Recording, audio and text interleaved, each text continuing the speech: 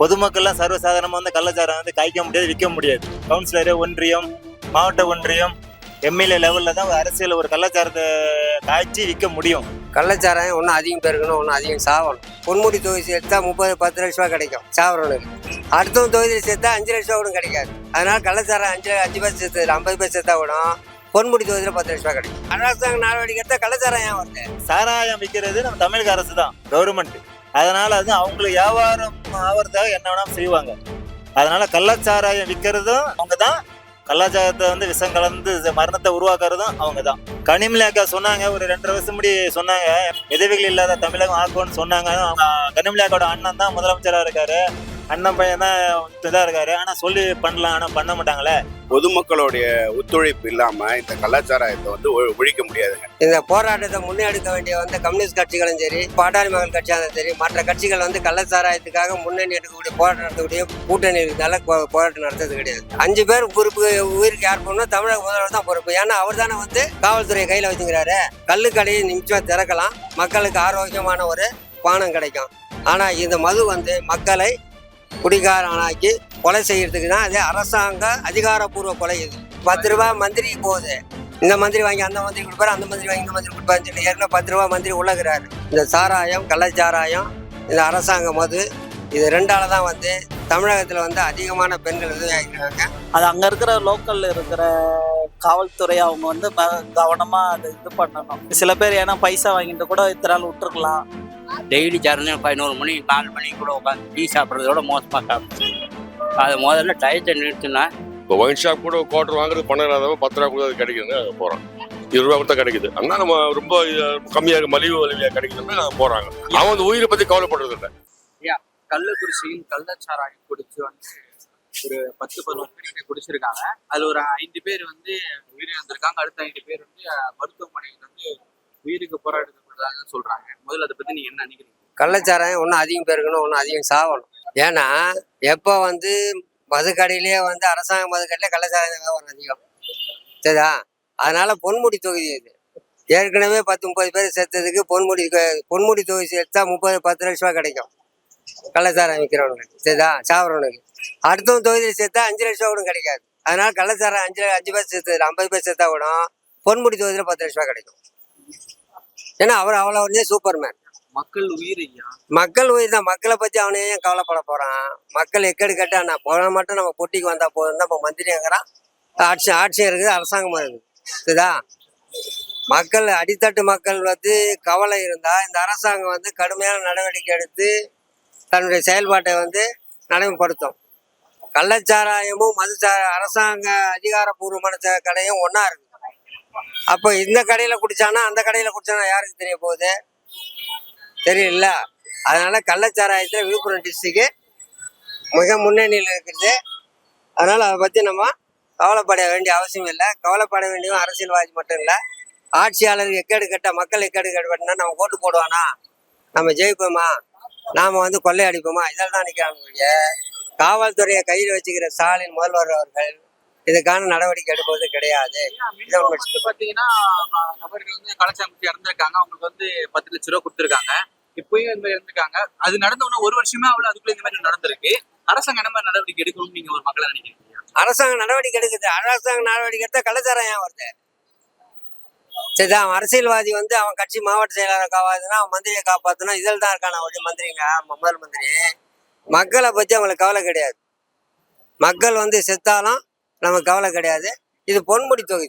இன்னும் 10,000 பேர் செத்தா கூட ஒரு ஆளுக்கு 10 லட்ச ரூபா கொடுத்துட்டு அதை நம்ம அமைக்கலாம், நம்ம கட்டுப்படுத்திக்கலான்றதுனால தான் இருக்குது. அவனுடைய மக்களுக்காக இந்த அரசாங்கம் கிடையாது. அரசாங்கத்துக்காக மக்களா இல்லை மக்களுக்காக அரசாங்கமா என்பதுதான் இந்த ஒரு விஷயம். அதனால காவல்துறையை கையில் வச்சுக்கிற முதல்வர் வந்து நடவடிக்கை எடுக்க தவறிவிட்டார். நம்ம தமிழ்நாட்டுல பல மக்கள் என்னன்னா நீட்டு தேர்வு போராட்டம் அந்த மாதிரி பல போராட்டம் பண்றாங்க. இந்த கள்ளச்சாராயம் ஆகட்டும் மதுவாகட்டும் ஏன் இன்னும் மக்கள் யாரும் போராட்டம்? மக்களுக்கு புத்தி இல்லை.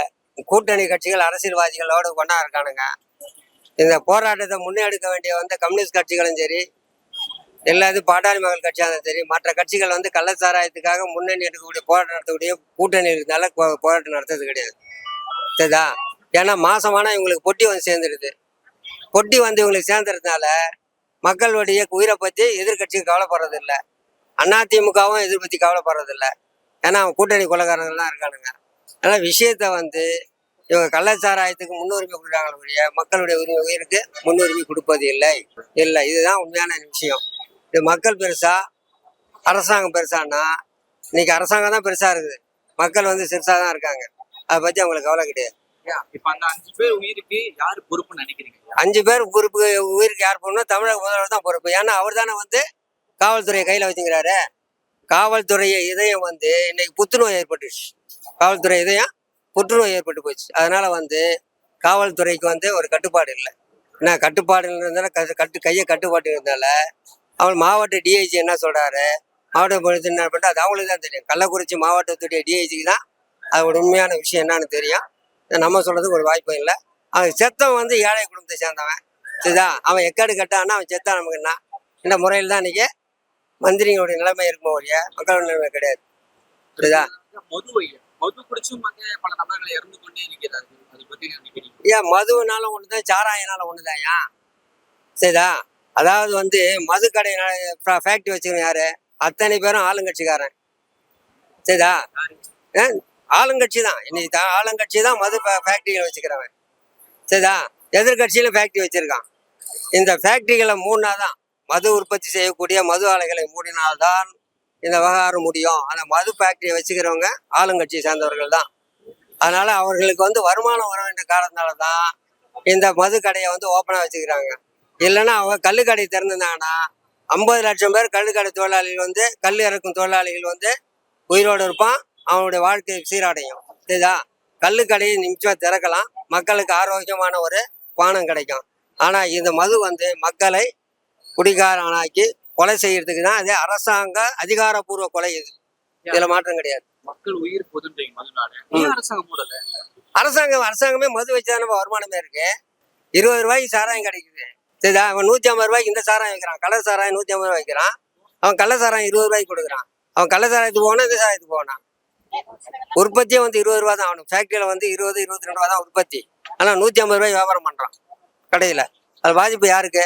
இன்னமும் 10 ரூபாய் அதுவும் உயர்ந்ததாக. அது 10 ரூபாய் மந்திரிக்கு போகுது. இந்த மந்திரி வாங்கி அந்த மந்திரி கொடுப்பாரு, அந்த மந்திரி வாங்கி இந்த மந்திரி கொடுப்பாருன்னு சொல்லி ஏற்கனவே 10 ரூபாய் மந்திரி உள்ளகிறாரு. சரிதா, இப்ப வந்துக்கிற மந்திரி வந்து உள்ள இருக்க போறா வெளியே இருக்க போறான்னு தெரியல. அது அவருக்கு தான் தெரியும் அதோடைய நிலைமை என்னான்ட்டு. நம்ம சொல்ல முடியாது. நாடு போற போக்க பார்த்தா இன்னும் எந்த அளவுக்கு வந்து இவங்க குலகார நாடு ஆக்க போறாங்கன்னு தெரியல. கனிமொழி அவர்கள் ஆட்சிக்கு வரதுக்கு முன்னாடி விதவிகள் இல்லாத தமிழகமாக உருவாக்குறோம் என வாக்குறுதி தான் கொடுத்தாங்க. தமிழகத்தை வந்து விதவைகளை உருவாக்காரு இளம் விதவைகள். அதாவது வந்து முதிய விதவைகள் கிடையாது. 18 வயசுல இருந்து 30 வயசுக்குள்ள இருக்கக்கூடிய பெண்கள் விதையாவது இந்த மது கடையால தான். சரிதா, இந்த சாராயம், கள்ளச்சாராயம், இந்த அரசாங்க மது, இது 2ஆல தான் வந்து தமிழகத்துல வந்து அதிகமான பெண்கள் விதவையாகிறாங்க. இதுக்கு வந்து இந்தியாவிலே வந்து முதலிடம், மதுவில வந்து முதலிடம், விதவைகள் அதிகமாக இருப்பது தமிழ்நாடு தான். அதில் எந்த மாற்றம் கிடையாது. அது முதல்வருக்கு தான் தெரியும் எவ்வளோ பெண்கள். ஏன்னா அவங்க வீட்டில் யாராவது வந்து மது குடிச்சு உதவியாக இருந்தாங்கன்னா அதை பற்றி அவங்களுக்கு தெரியும். சரிதா, எதனால வந்து கனிமொழி ஈஸியாக சொல்லிடலாம். ஏன்னா கனிமொழி எத்தனாவது உதவியாக நமக்கு அவங்களுக்கு தான் தெரியும், நமக்கு ஒன்றும் தெரியாது.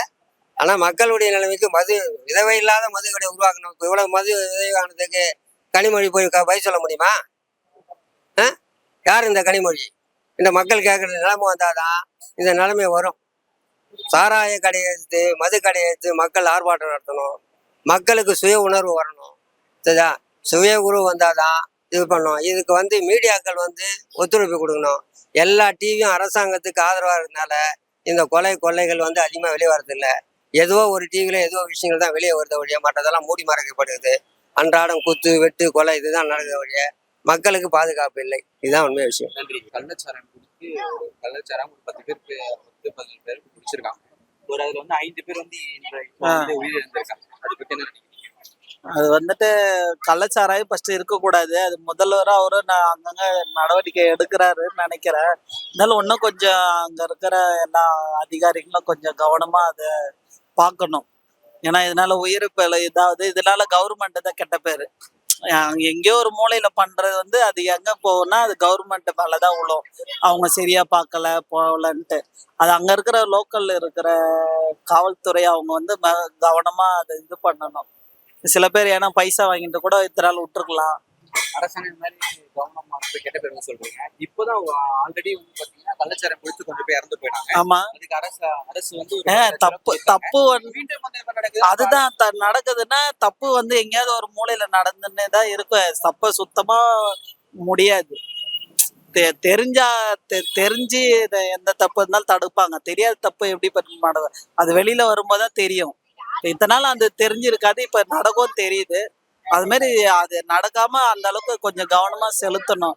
இதால அரசுக்கு தான் கெட்ட பேரு. அது கொஞ்சம் கவனமா பார்த்தா நல்லா இருக்கும். தமிழகத்துல டாஸ்மாக் தொடர்ந்து நடைபெற்று போகுதுன்னா அது விமர்சனம் வந்துட்டு இருக்கு. அது எப்படி பாக்குறீங்க? எப்படி பாக்குறேன்னா படிப்படியா குறைச்சிருக்குன்னு சொல்லி இருக்கிறாங்க, குறைச்சுன்னு தான் இருக்கிறாங்க அங்கங்க. பட் இங்கே டீனர்ல பாத்தீங்கன்னா 4 இடத்துல இருந்தது, இப்ப 2 இடம் தான் இருக்குது. கம்மி பண்ணி தான் இருக்கிறாங்க, இருந்தாலும் அங்கங்க அதிகரிச்சு கொஞ்சம் கஷ்டமா தான் இருக்குது. அத கவர்மெண்ட் என்னன்னு கொஞ்சம் நடவடிக்கை எடுத்தா நல்லா இருக்கும். கள்ளக்குறிச்சியில கள்ளச்சாராயம் ஒரு 10 பேர் முன்னாடி குடிச்சிருக்காங்க. அதுல ஒரு 5 பேர் வந்து சீரியஸாவும் ஒரு 5 பேர் உயிரை இழந்து போயிருக்காங்க. முதல்ல இதை பத்தி என்ன நினைக்கிறீங்க? இல்ல இதை பத்தி என்ன நினைக்கிறேன்னா, இது ஏற்கனவே நடந்திருக்குது. இது வந்து விழுப்புரத்தை வந்து நிறைய பேர் இறந்துருக்காங்க. கள்ளச்சாராயம் காய்க்கிறது யாருன்னு கேட்டா அரசியல்வாதி தான். பொதுமக்கள்லாம் சர்வசாதாரணமா வந்து கள்ளச்சாரம் வந்து காய்க்க முடியாது, விற்க முடியாது. கவுன்சிலரு, ஒன்றியம், மாவட்ட ஒன்றியம், எம்எல்ஏ லெவல்ல தான் அரசியல் ஒரு கள்ளச்சாரத்தை காய்ச்சி விற்க முடியும். அதனால வந்து இந்த ஒயின் ஷாப் வியாபாரத்தை வந்து விரிவுபடுத்துறதுக்காக, மக்களை பயன்படுத்துறதுக்காக இது வந்து விஷத்தை கலந்து விட்டுறாங்க. இதான் உண்மை. மக்கள் யாரும் இந்த கலாச்சாரத்துக்கிட்ட போகக்கூடாது. ஆமா. கள்ளச்சாரம் ஒரு 50 ரூபா கொடுத்து குடிக்கிறான்னா ஒயின் ஷாப் போனா 200 ரூபா ஆகுது. அதனால அவங்களுக்கு சேல்ஸ் அடிப்படுதுல. அதனால வந்து மக்களை திசை திருப்பதுக்காக கலாச்சாரத்துல வந்து மெத்தனால் அதிகமா கலந்து விட்டு மக்களை திசை திருப்புறாங்க. இதெல்லாம் அரசியல் நோக்கம் தான். அது அரசியல் அண்டு வியாபாரம். ஒரு 5 பேர் உயிர் இழந்திருக்காங்க, ஒரு 5 பேர் சேல்ஸ்ல இருக்காங்க. இவர்களுக்கு யார் ஒரு பொறுப்பாக முடியும்னு நினைக்கிறீங்க? இதுக்கு யாரு பொறுப்பு? அந்த ஏரியா எம்எல்ஏ, எம்பி, அவங்க அரசியல்வாதி தான் பொறுப்பு. மெயினா மாவட்ட ஆட்சியார், கலெக்டர் தான் இதுக்கு மெயினா ஸ்டெப் எடுக்கணும். சரி, ஓகே. இப்போ வந்து பாத்தீங்கன்னா ஆல்ரெடி வந்து கொஞ்ச நாள் முன்னாடி வேற ஒரு இடத்துல வந்து கலாச்சாரம் கொடுத்து பல பேர் வந்து இறந்து போனாங்க. ஆமா, நிறைய பேர் வந்து அரசாங்கம் ஒரு 10 லட்சம் ரூபா வந்து நிதி உதவி ஒதுக்கி முடிச்சுட்டாங்க. இப்ப மீண்டும் இந்த மாதிரி வந்து நடந்த 1 வருடம் கூட அவ்வளவு அதுக்குள்ளே இந்த மாதிரி நடந்திருக்கேன். இதை பத்தி நினைக்கிறீங்க? இல்ல, இது நல்லாவே தெரியும். இது மெயினா கள்ளச்சாரம் விற்கிறதுன்னு தெரிஞ்சதுன்னா ஃபர்ஸ்ட் அது நடவடிக்கை எடுக்கணும். யாருமே நடவடிக்கை இல்லை. ஒரு ஏரியாவில் கள்ளச்சாரம் விற்கிதுன்னா கண்டிப்பா வந்து அந்த ஏரியாவுக்கு உட்பட்ட காவல் நிலையத்துக்கும் கண்டிப்பா தெரிஞ்சு அவங்க நடவடிக்கை வேறோட அழிச்சிருந்தா இந்த மாதிரி ஒரு இழப்பை வந்து நம்ம தவிர்த்திருக்கலாம். மக்களாகட்டும், பல நபர்களாகட்டும், நீட் தேர்வு ஒழிப்பு அந்த மாதிரி பல விஷயங்களுக்கு வந்து எதிர்ப்பு அப்படின்னு வந்து போராட்டம் நடத்துறாங்க. இதுக்கே யாரும் போராட்டம் நடத்த நினைக்கிறீங்க? இதுக்கு போராட்டம் நடத்த முடியாது. சாராயம் விற்கிறது நம்ம தமிழக அரசு தான், கவர்மெண்ட். அதனால அது அவங்களுக்கு வியாபாரம் ஆவறதுக்காக என்ன வேணாலும் செய்வாங்க. அதனால கள்ளச்சாராயம் விற்கிறதும் அவங்க தான், கள்ளச்சாரத்தை வந்து விஷம் கலந்து மரணத்தை உருவாக்குறதும் அவங்க தான். சொல்ல போனா போலீஸ் ஸ்டேஷன்ல ஏசி, டிசி, கமிஷனர், ஏடு கீடு எல்லாத்துக்கும் தெரியும். அவங்க உள்பட அவங்களுக்கு தெரிஞ்சுதான் இது விற்கப்படுது. தனி ஒரு நாள் விற்க முடியாது. ஆமா. டாஸ்மார்க்கையும் குடிச்சு இறந்துட்டு இருக்காங்க. இந்த டாஸ்மார்க்கு ஒரு கேள்விக்குறியா இருக்கு. அதை பத்தி இல்ல, டாஸ்மார்க்கு குடிச்சு இறக்குறாங்கன்னா அது வந்து ஏற்கனவே உள்ள குடல் வந்து புண்ணாயிட்டு இருந்திருக்கும். இவர் ராவா அடிச்சிட்டு பாரு, இல்லைன்னா அதுக்குள்ள ஏதாவது பள்ளி கிள்ளி ஏதாவது விழுந்திருக்கலாம், அப்படியேதான் இருக்கலாம். கனிமொழி அவர்கள் என்ன சொன்னாங்கன்னா, விதவிகள் இல்லாத தமிழகமாக மாற்றம் சொல்லியிருக்காங்க. அது செயல்படுத்தப்பட்டிருக்காங்க. விதவிகள் இல்லாத தமிழகமாக கனிமொழி அக்கா சொன்னாங்க. ஒரு 2.5 வருஷம் முன்னாடி சொன்னாங்க விதவிகள் இல்லாத தமிழகம் ஆக்கும்னு சொன்னாங்க. அவங்க வந்து அவங்க கனிமொழி அக்காவோட அண்ணன் தான் முதலமைச்சரா இருக்காரு. அண்ணன் பையன் தான் இதா இருக்காரு. ஆனா சொல்லி பண்ணலாம், ஆனா பண்ண மாட்டாங்களே. பண்ணல, இது வரைக்கும் பண்ணல. அவங்க பேச்சு மட்டும் தான் இருக்கு, ஆனா செயல்படுத்தினா நல்லா இருக்கும். ஆமா. சரி, ஓகே. ஆனா இந்த மாதிரி தொடர்ந்து நிறைய விஷயங்கள் நடந்துட்டே இருக்கு. இதுக்கெல்லாம் யார் நடவடிக்கை எடுத்துட்டு ஒரு பொறுப்பு நினைக்கிறீங்க? இந்த மாதிரி நடவடிக்கை யார் எடுக்கணும்னா நம்ம வந்து காவல்துறை அண்ட் கலெக்டர் தான். மெயினா ஒரு மாவட்டத்துல ஒரு இந்த மாதிரி நடக்குதுன்னா மெயின் கலெக்டர். காரைக்காரன் நிப்பாட்டாம இருந்தாச்சுன்னா இப்படிதான் சத்துக்கிட்டே இருப்பானுங்க. இப்ப 1000 ரூபாய்க்கு வேலை செய்வானுங்க. 500 ரூபாய் 700 ரூபாய் கொண்டு இப்ப சாராய கடையில கொண்டு கொடுப்பானுங்க. கள்ளச்சாராயம் காய்ச்ச வேணாலும் முதல்ல பிடிக்கணும். அதுதான். ஆல்ரெடி கொஞ்ச நாள் முன்னாடி கள்ளச்சாராயம் காசி வந்து விழுப்புரம் கிட்ட வந்து உயிரிழந்திருக்காங்க நிறைய மக்கள், நிறைய பேரு. இப்ப மீண்டும் இது மாதிரி நடந்திருக்கு, கொஞ்ச நாள் கூட ஆகாம. அது எப்படி பாக்குறீங்க? இல்ல, கள்ளச்சாராயம் ஏற்கனவே இறந்துருக்காங்கல்ல, அப்ப அவங்க இந்த போலீஸாரங்க பிடிக்கணும்ல, அதுக்கு இது பண்ணணும்ல. அது பண்ணாம இருந்தா மீண்டும் பண்ணிக்கிட்டு தான் இருப்பானுங்க. அது தப்புதான். ஆமா. மதுபானங்களும் தமிழகத்துல அதிகமாயிடுச்சாக சொல்றாங்க. உண்மைதான் அது. தேர்தலுக்கு முன்னாடி கனிமொழி அவர்கள் என்ன சொன்னாங்கன்னா விதவைகள் இல்ல தமிழகமாக உருவாக்கணும்னு சொன்னாங்க. நான் அந்த அவங்க பேர் ஒன்றும் நான் யூஸ் பண்ணல. அது ஒன்றும் நமக்கு தேவையில்லை. மதுபானங்கள் மதுப்பானம் ஒழிக்கணும்ப்பா. இங்கதான் நாடு நல்லா இருக்கும். இதைத்தான் நான் சொல்லுவேன். என்ன நடவடிக்கை எடுக்கணும்னு நினைக்கிறீங்க ஒரு அரசாங்கம்? அரசாங்கம் என்ன நடவடிக்கை எடுக்கணும்னா கள்ளச்சாராயத்தை பிடிக்கணும். மீதி உள்ள மது கடைகளையும் மூடணும். அதுதான். மக்கள்கிட்ட விழிப்புணர்வு வரணும் சார். கள்ளச்சாராயம் வந்து அரசாங்கமோ இதுவோ பண்ண போறது இல்லைங்க.